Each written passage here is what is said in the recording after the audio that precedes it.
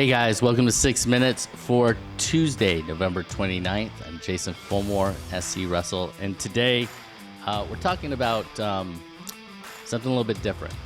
First and foremost, make sure that you go and check in on the hammers for last week. We had a lot of submissions and a ton of kids who deserve to be recognized. And here's a few, but really we have so many more graphics that were made and recognizing them for their accomplishments. And these graphics only give their names and their schools and their weights. The coaches actually, when they submit it, they provide some information that is put onto the website about why that coach submitted that wrestler's name. So if you get a chance, go check it out. Kids are submitted for lots of different reasons. They might have gone unbeaten. They might have gotten their first win. They might just simply work harder than everyone else or work very hard in the room and, display a level of leadership. I leave it up to the coaches to determine how they define the hammer of the week. So anyway, today, though, we are talking which state is the most difficult to win a state title here in the Southeast. And it is a loaded question, to be sure. I think most people, you might look nationally, like California has one classification. So the sheer number of kids that have to battle it out for 14 spots makes winning a state title in California exceptionally difficult. What we have here in the Southeast is a little bit different of a story, and we're going to kind of get into that. I kind of think of this as like, I don't know, trying to pick out, or somebody asks you a question of who's your favorite kid, and that's really a difficult thing. And then maybe they change the question. It was like, which is your toughest kid? And then you have to ask the question of, well, do you mean like physically tough? Are they mentally tough? Are they, do they display a level of grit? What are we exactly talking about? So in this regard, I'm going to try to break it down into some very specific things when I talk about how difficult it is, or which state or classification within the state is the most difficult to win a state title.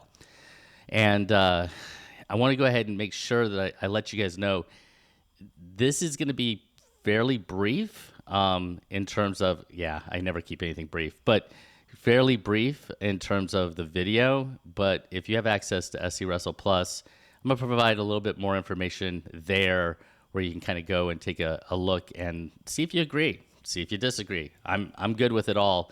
The reason this pops up for me is I just did the first preview of a competition that brings in lots of different states. Southern Slam is happening this coming weekend, and they bring in state champs from this state and that state and so on and so forth. And when making those comparisons, it sometimes is difficult to determine who should be seated where. And that's kind of where this kind of gets born out of this conversation of which state is the most difficult. So let's start at a very high level, a very basic level, very macro level, I should say, as it relates to states and numbers, okay? And we're going to make a few assumptions here. So as you can see from the graphic, Alabama has 145 schools, and they have 56 state champs. They have 4 classifications, okay? Numerically speaking, if we just talk about, if we assume every school has one wrestler per weight class, and that's not a safe assumption, right? Some schools have way more than one. Some schools have one. Some schools have none. But we're going to go with that assumption. If that's the case, then your chances of winning a state title in the state of Alabama is about 2.75%, okay? All right, so, and it varies based upon the classification. Different classifications have more. Different classifications have fewer schools. That means fewer kids, that sort of thing. And again, this is simply numbers right now. We're not talking about quality or the level of competition in terms of how tough or whatever the case is. How many nationally ranked wrestlers there are, how many of this, how many of that, anything along those lines. These are strictly numbers that we're talking about here. All right, so let's jump down to Florida. 397 schools, 42 state champs, only 3 classifications in the state of Florida. That means that your chances of winning a state title in the state of Florida drop, okay, to basically 0.75%. And that makes it quantitatively the most difficult state to win a state title in. Georgia has almost as many schools. Same with North Carolina. Georgia has 369 schools. North Carolina has 345 schools. But Georgia crowns 98 state champions. That is 1.89% of a chance to win a state title. Still, with so many schools and so many state champions, it's still significantly bigger than you have a tougher road numerically than, say, Alabama, who has 145 schools, less than half the schools than Georgia, but fewer classifications. North Carolina has 345 schools, 56 state champs, making it the second most difficult numerically to win a state title. South Carolina has 149 schools, 56 state champs, 2.68%. And Tennessee has 182 schools and 42 state champs, making it at 1.64% of a chance to win a state title. Now, we've lumped all of these in to the state as a whole. And we know that if you wrestle within one of those states, you certainly have opinions about whether one classification is significantly more difficult than another classification. And I don't want to get into a lot of the details as it relates to this. So I'm gonna just jump to we're gonna jump to Florida, and we're gonna talk a little bit about Florida because they were the most difficult at 0.75%. And this is kind of where we extend our thinking. So in Florida, you have 3A, you have 2A, and 1A. Now, actually, before I get to Florida and 3A, 2A, 1A, I want to go ahead and mention for the girls, whether that's in Georgia, whether that's in Florida, North Carolina, or Tennessee, your chance of winning a state title is actually quite small because all of them have just a single classification and they have a ton of schools. Now, the numbers for the girls are a little bit off because we know simply that there are not every school, in fact, very few schools have one wrestler for every single weight for the girls. You might have it more in Florida or Tennessee. Tennessee has a state duel. Georgia will have a state duel this year. It'll be interesting, but I know just from looking at the results, the sheer numbers, there's a lot of schools in the state of Georgia, for example. There are 239 schools listed as having girls wrestling. The vast majority of them have 1, 2, 3, 4 girls at max. Now it's growing and it's getting bigger, but it's pretty hard to give us a sense of the chances or the level to win a state title in those places because we simply do not know how many 100-pounders, for example, there will be in the state of Georgia for the girls. And if we can figure that out, then we'd simply divide that by the number of divided by the number of schools and get ourselves the percent chance that you're going to win a state title. But let's stick to the boys. Let's jump to Florida. And in Florida, we have 3 classifications. We have 3A, 2A, and 1A. 3A is the largest, 2A is second, and 1A is third. And one of the things, this will vary from year to year, but now if we get away from some of the just big macro numeric, number of kids, number of schools, number of potential champions, so on and so forth, to determine that, we can actually see some differences. And as you see here, 3A has 10 returning champs, 57 returning placers, 59 state qualifiers for 130 schools, okay? 2A has 4 champs, 53 placers, 68 state qualifiers, And 1A has 7 champs, 53 placers, and 65 state qualifiers. So if we simply look at that and we assume difficulty based upon returning champions, well, Florida 3A with 10 champs, that leaves only 4 spots open, 4 weights open to a non-returning champ, assuming a champ doesn't come back, 2 champs don't come back at the same weight. Not a safe assumption, but again, we are kind of just trying to get a sense, a big idea sense of kind of what is, how to assess where it is most difficult to win a title.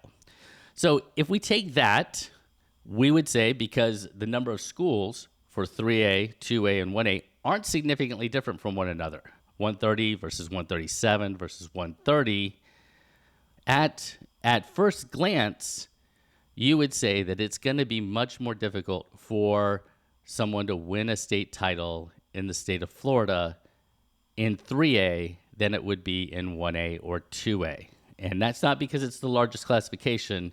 That is simply because it's got so many champs and so many more placers returning than either 2A or 1A. And then the last kind of criteria that I looked at to kind of assess difficulty was the number of nationally ranked wrestlers. The number of nationally ranked wrestlers by either mat scouts, intermat, flow, or whether a wrestler was on the big board. And we know that a freshman big board is very different than a senior big board. And again, this isn't a perfect way of looking at that situation, but it might give you a sense of how difficult some of these are. And in Florida 3A, there are 2 that are on the big board or ranked, and that's Cooper Haas and Sawyer Bartelt. In 2A, there are 3, Christopher Minto, Brian Barbarizia, and Austin Foy. And in 1A, there are 2, Sebastian De Janeiro and Christian Motors. So pretty much, if we look at national level kids in those, we're pretty evenly distributed between 3A, 2A, and 1A. But my simple answer, without looking any greater detail as far as it relates to Florida, would be because Florida has 10 champs returning and nearly the same number of schools, the path of Florida 3A is probably going to be more difficult than it would be in some of the other classifications in Florida. So I'm going to just go quickly through these. That was kind of my thinking as it related to this. And I want to just give you a sense of the other states. So, for example, in Georgia, 5A, 7A, and 1A have the most champs returning. 5A has 10 champs returning, 7A has 9 champs returning, 1A has 8 champs returning. All of them have somewhere between 46 and 60 schools. That's a difference. There's a big difference with those 14. So keep that in mind. But certainly with 9 champs, 10 champs, 8 champs, 4A has 7 champs coming back. Those are the classifications where the path likely will be more difficult. 6A only has 2, 3A has 5, and 2A has 3. So maybe the paths and the ability to win a state title in those classifications might be a little bit easier. If we flip over to Alabama, we now have separated 5A and 6A in Alabama. 7A has 30 schools, 6A has 41 schools, 5A has 28 schools, and 1A 4A has 46 schools. 1A 4A also returns 10 champions. So in theory, if we continue this line of thinking, 1A 4A would be the most difficult to win a state title. Now, I don't know that that's true. So that is a perfect example of where our numbers fail us and where we're not able to actually use the numbers as the end-all be-all to determine what is the most difficult. I think most people would say winning an individual state title in 7A in the state of Alabama is much more difficult than winning any of the others. Maybe some 5A, 6A, and 1A, 4A coaches would disagree with that. But typically, that's kind of what the perception has been. All right, jumping down to North Carolina. You've got basically 3A has got the fewest number of champs, and 3A and 4A both have 106 schools. And then 2A has 84 schools, and 1A has 49 schools. So again, smallest number of schools, much easier path, but they do return 8 champs in 1A in North Carolina. North Carolina 4A returns 10 champs, 106 schools, 45 placers, probably making it the most difficult classification within the state of North Carolina. In South Carolina, 5A has 36, 4A has 40, 3A has 45, 2A, 1A has 28 schools. And again, pretty even. Although, again, I think if you were to ask coaches within the state of South Carolina, they would definitely point to 5A or 4A. Maybe 3A. Certainly West Oak and Belton Honea Path and them are certainly ones to consider. We need to be able to uncover the depth of these classifications to get a real better sense of how difficult the path is. But again, we're sticking at the very kind of basic level, that macro level, and kind of this analysis and kind of trying to understand it. Just a simple answer, right, of what we think. And in Tennessee, Division I 2A has 6 champs. Division I 1A has 9 champs, 2 wrestlers, Hunter Mason and Colin Duple, who are both nationally ranked, and both Division I 2A and Division I 1A have 75 schools. So again, one of those things where on paper it looks like Division I 1A is more difficult. I would venture to guess, again, if you're Cleveland, Bradley Central, Summit, Blackman, Wilson Central, blah, blah, blah, blah, blah, they're all thinking certainly that Division I 2A is a more difficult path. Numerically, let's just take it for what it is. Division II, there are only 32 schools in Division II that basically are the private schools. It does include the Baylors and the McCallies and the Lakewood Christians and the Montgomery Bell Academies and the Christian Brothers and the Father Ryans and blah, blah, blah, blah, blah. Some really, really solid programs, but there are just 32 schools. There are 5 champs returning in Division II. So all of that to say, the easy answer numerically, I think, simply based upon the numbers at the very beginning of this video, was that with 397 schools and just 3 classifications, the path to a title in Florida is super tough, regardless of whether we're talking about the quality, the level of the quality of the competition of those. Their numbers are significantly higher. Georgia and North Carolina both have fewer number of schools and more classifications, and that we also see that in as it goes to Alabama and South Carolina and so on and so forth. So that's kind of my my really rough answer, but I hope it gives you a sense of kind of the landscape of all 6 states across the Southeast.